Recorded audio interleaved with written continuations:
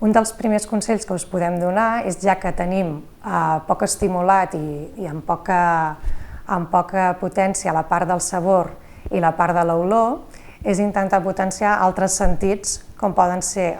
la textura i com pot ser també la part visual. Per tant, una de les coses que haurem de cuidar més en aquests plats que nosaltres elaborem és sobretot que hi hagi molta varietat de colors, perquè des d'un punt de vista visual sigui agradable i que el pacient tingui més ganes de menjar-se allò que tant gustativament com efectivament no tindrà cap tipus d'estímul, i per una altra banda també jugar molt amb les textures, és a dir, jugar amb una textura cruixent, amb una textura melosa, amb una textura més espumosa, i que aquell aliment que ell està observant, que està veient, tingui la textura que realment ell s'espera.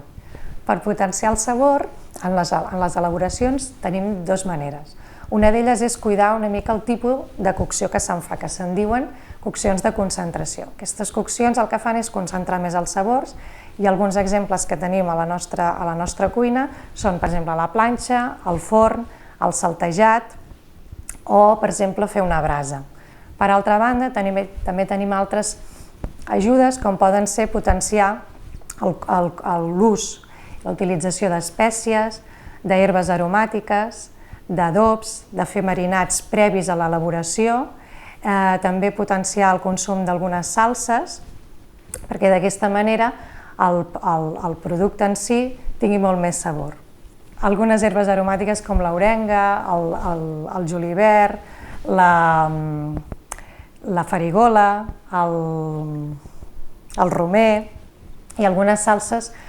que són molt potents amb sabor, com un sabor umami i un sabor molt dolç, que també són sabors molt primaris